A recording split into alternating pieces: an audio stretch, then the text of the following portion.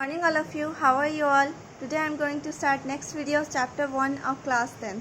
Last class में हम लोगों ने आर्टरीज और कैपिलरीज के बारे में पढ़ा था. आर्टरीज क्या थी? सारी आर्टरीज ऑक्सीजनेटेड ब्लड कैरी करती है एक्सेप्ट पल्मोनरी आर्टरी. ठीक है, तो पल्मोनरी आर्टरी कहाँ से कहाँ जाती है? Heart to lungs. और सारी आर्टरी कहाँ जाती है? Heart to body parts. ठीक है, एक्सेप्ट लंग्स. कैपिलरीज आर्टरी और वेन को एक तरीके से कनेक्ट करने का काम करती है. और कैपिलरीज क्या है? बहुत ही नैरो होती है, थिन वॉल्ड होती है. That's why exchange of material capillaries में ही पॉसिबल है, क्योंकि ये दो सेल के बीच में जा सकती है. नेक्स्ट ब्लड वेसल है आपका वेन्स. तो veins are thin walled blood vessel which carry blood from all parts of the body back to the heart. यानी कि ये थिन वॉल होती है. इतना थिन नहीं, ये सिर्फ आर्टरी से थोड़ा थिन होती है, क्योंकि आर्टरीज भी क्या हाई प्रेशर पे ब्लड फ्लो कर रहा होता है. वेन्स पे उतना प्रेशर हाई नहीं होता, तो इसको इतना मोटा होने की ज़रूरत भी नहीं होती. तो ये क्या कर रही है? डीऑक्सीजनेटेड ब्लड कैरी करता है. कहाँ से कहाँ? ऑल पार्ट, सारे बॉडी पार्ट्स से लेके डीऑक्सीजनेटेड ब्लड लेके कहाँ जाता है? हार्ट में जाता है. ठीक है, back to the heart. Veins do not need thick walls. इसको ज़रूरत नहीं है, because the blood flowing through them is no longer under high pressure. क्योंकि इसमें इतना हाई प्रेशर नहीं होता. ठीक है, आप ही सोचो कि आप कोई पाइप काफ़ी पतला सा है और उसमें हाई प्रेशर पे वाटर का फ्लो हो रहा है, काफ़ी ज़्यादा हाई प्रेशर है, तो क्या होगा? एक टाइम आएगा कि वो बर्स्ट हो जाएगा, फट जाएगा. ठीक है, अगर वो थोड़ा थिक होगा तो वो नहीं फटेगा. तो सेम केस यहाँ भी है. Veins have walls in them. Walls door like, जैसे वो बंद होता है और ओपन होता है. ठीक है, तो इन विच, तो ये होता क्यों है? Which allow the blood in them to flow in only one direction. सिर्फ एक डायरेक्शन में फ्लो करना अलाउ करेगा. जैसा कि हार्ट में था, वाल्व क्या सिर्फ एक ही डायरेक्शन में अलाउ करता है. दूसरा डायरेक्शन यानी वापस जाना चाहेगा तो नहीं जाएगा. ठीक है, क्यों नहीं जाएगा? क्योंकि वहाँ पे डीऑक्सीजनेटेड ब्लड है. मिक्सिंग नहीं होना चाहता है. अगर मिक्सिंग हो जाएगा तो प्रॉब्लम हो जाएगी. क्या प्रॉब्लम होगी? कि आपका जो वेस्ट मटेरियल है वो आपके बॉडी में एक्यूमुलेट हो जाएगा. ठीक है, जमा होने लगेगा. और इससे क्या होगा? आप ऐसा टाइम आएगा जब आपको फिर प्रॉब्लम, हेल्थ प्रॉब्लम होने लगेगा. और फाइनली अगर रिमूव नहीं हुआ तो आपकी डेथ भी हो सकती है. ठीक है, तो ये बैक फ्लो से बचाता है. Valves prevent the back flow of blood in the veins, यानी ताकि वापस फ्लो होकर बॉडी पार्ट्स में ना चला जाए. Veins are also find in the whole of our body. Obvious सी बात है, जब आर्टरीज प्रेजेंट है तो वेन्स भी प्रेजेंट होगा, क्योंकि इसको क्या करना? उसको आर्टरीज को सारे सब्सटेंस पहुंचाना है और इसको सारे वेस्ट सब्सटेंस को लेके जाना है. ठीक है, तो the pulmonary vein is connected to the left atrium. ठीक है, लेफ्ट एट्रियम किधर हुआ? इस साइड हुआ, ये वाला पार्ट. ठीक है, तो left atrium. The pulmonary when carries oxygenated blood. इसमें भी क्या है? एक्सेप्शन है. पल्मोनरी वेन क्या कैरी करता है? Oxygenated blood from the lungs back to the heart. ये कहाँ से कहाँ जाता है? लंग्स से वापस हार्ट की तरफ आता है. ठीक है, तो जब मैं ये सर्कुलेटरी सिस्टम एक्सप्लेन करूँगी, बताऊँगी अच्छे से मैकेनिज्म कैसे होता है, तो उसमें आपको क्लियरली समझ में आएगा. अभी तो थोड़ा बहुत प्रॉब्लम हो भी रहा होगा, उसमें एकदम क्लियरली समझ में आ जाएगा. तो ये फिलहाल अभी डिफरेंस देखते हैं कि ये क्या कर रहा है? लंग्स से हार्ट की तरफ ला रहा है. There is a main vein called vena cava. सारे वेन्स एक मेन वेन से कनेक्ट होते हैं, जिसको वेना कावा भी बोला जाता है. The main vein is connected eight right atrium of the heart. ठीक है, मेन वेन किससे कनेक्टेड है? आपका राइट एट्रियम, ये वाला पार्ट. राइट एट्रियम यहाँ पे क्या कनेक्टेड था? Main vein, vena cava. The main vein carries deoxygenated blood. इसमें क्या है? डीऑक्सीजनेटेड, क्योंकि एक्सेप्शन में क्या था? पल्मोनरी वेन्स था, वो आपका ऑक्सीजनेटेड कैरी करता है. From blood from all parts of the body except lungs. Lungs में नहीं जाता, ऑल बॉडी पार्ट्स जाता है. Back to the heart, heart की तरफ लाता है. ठीक है, तब हार्ट उसको लंग्स की तरफ भेजता है ताकि वहाँ पे एक्सचेंज ऑफ गैसेस हो सके. Please note that main difference between artery and vein is that arteries carries blood from the heart to the body organs. क्या कर रहा है आर्टरीज? आर्टरी कैरी कर रहा है हार्ट से पूरे बॉडी ऑर्गन्स में. सुनो, ये क्या हो रहा है? हार्ट में हार्ट क्या काम किया? पंप करना बॉडी पार्ट्स में. तो बॉडी पार्ट्स में जा रहा है, तो कैसा ब्लड जाएगा? आप खुद सोचो. ऑक्सीजनेटेड जाएगा. ऑक्सीजनेटेड ब्लड कौन कैरी करता है? आर्टरीज कैरी करता है. इजी. ठीक है।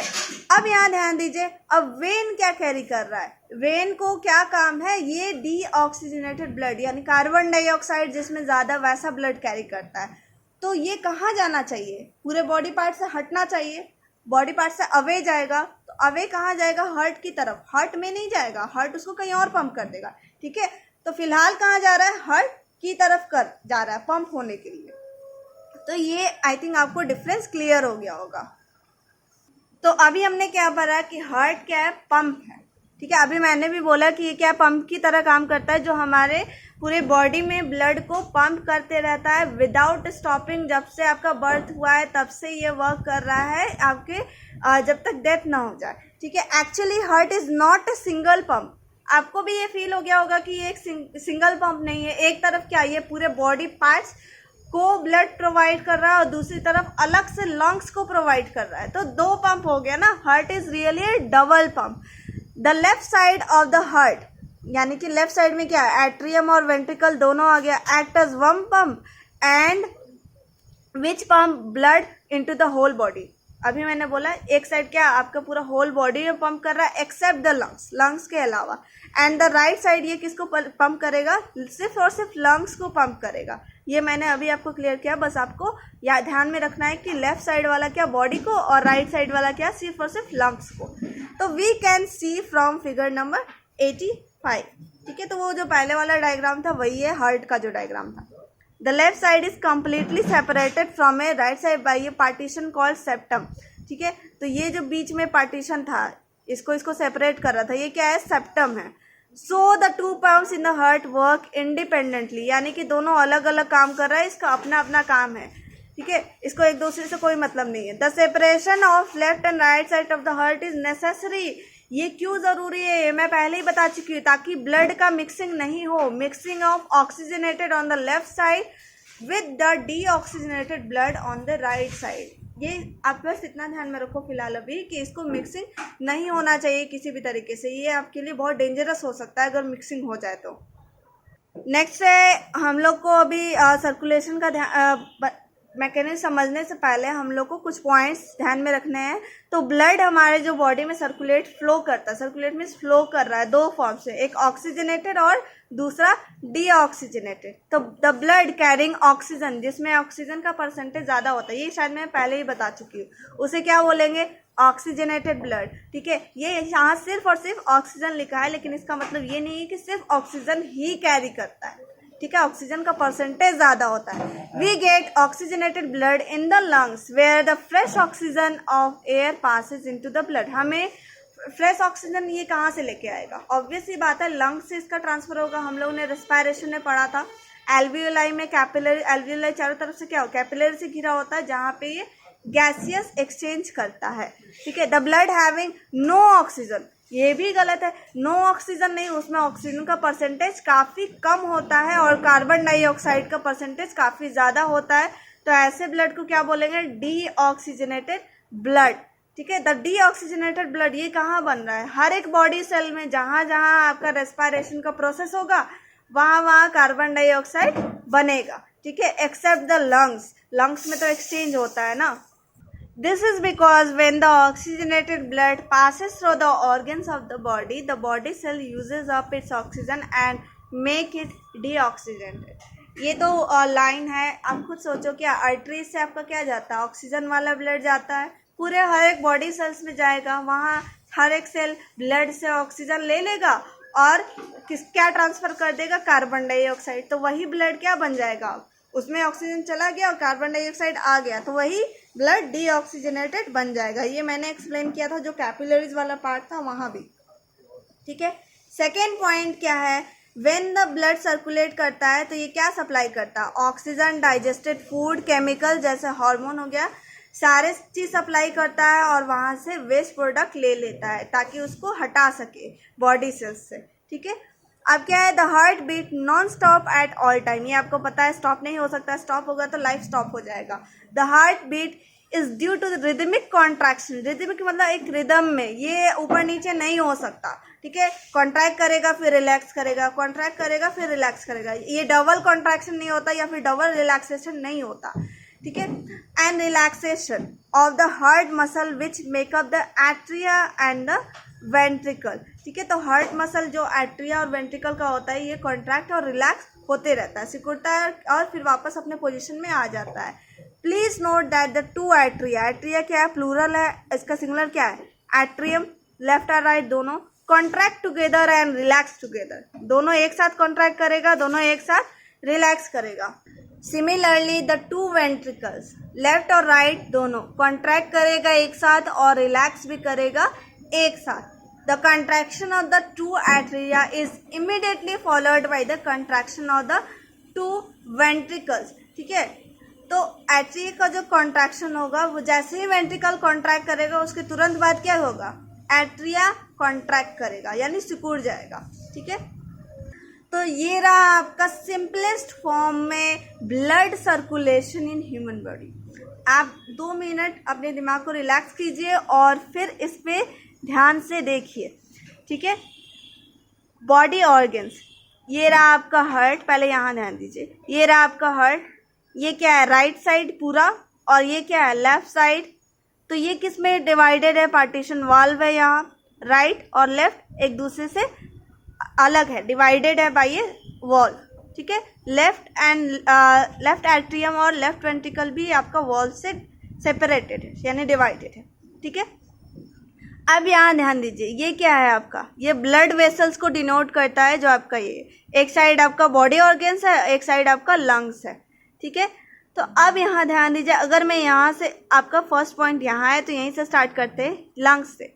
लंग्स से जो आपका वेन आ रहा है, पल्मोनरी वेन, ये क्या है, एक्सेप्शन था ना वेन का, ये क्या कैरी करता है, ऑक्सीजनेटेड ब्लड। तो ये इसका नाम क्यों दिया गया है पल्मोनरी, क्योंकि ये आपका लंग्स से आ रहा है, ठीक है। तो पल्मोनरी वेन लंग्स से आया तो इसमें लंग्स से आ रहा है तो कैसा ब्लड होगा, ऑक्सीजनेटेड यानी ऑक्सीजन वाला ज़्यादा है। ये आपका कहाँ जाना चाहिए, पूरे बॉडी पार्ट्स में, क्योंकि ज़रूरत कहाँ है, पूरे बॉडी पार्ट में। तो हार्ट इसको कहाँ पंप करेगा, ऑब्वियस सी बात है बॉडी पार्ट में। लेकिन यहाँ ध्यान दीजिए, ये आ रहा है इधर से, ठीक है, लेफ्ट एट्रियम, किससे आ रहा है, पल्मोनरी वेन से, लेफ्ट एट्रियम में आया। सेकेंड आपका वॉल्व से होकर गया लेफ्ट वेंट्रिकल में, क्योंकि वेंट्रिकल ही पूरे बॉडी पे सप्लाई करता है, ठीक है। लेफ्ट वेंट्रिकल से कनेक्टेड आपका मेन आर्टरी, जिसको अयोटा भी बोलते हैं। अब आर्टरी में क्या, ऑक्सीजनेटेड ब्लड ही होता है, ये क्या करेगा, आर्टरी से सारे बॉडी ऑर्गन्स में चला गया। अब देखो यहाँ पे क्या होगा, बॉडी ऑर्गन्स यानी हर एक सेल में क्या होगा, एक्सचेंज होगा, सारा ऑक्सीजन ले लिया और यहाँ से क्या ट्रांसफर कर देगा, कैपिलरीज के थ्रू आपका कार्बन डाइऑक्साइड, और कैपिलरीज फिर वापस कनेक्ट होके क्या बनाएगा, वेन, और सारा वेन कनेक्ट हो जाएगा एक मेन वेन से, वेना कावा, जो हार्ट की तरफ जाता है, वेना कावा, डीऑक्सीजनेटेड ब्लड, क्योंकि मैंने अभी बोला कार्बन डाइऑक्साइड ट्रांसफर हो गया।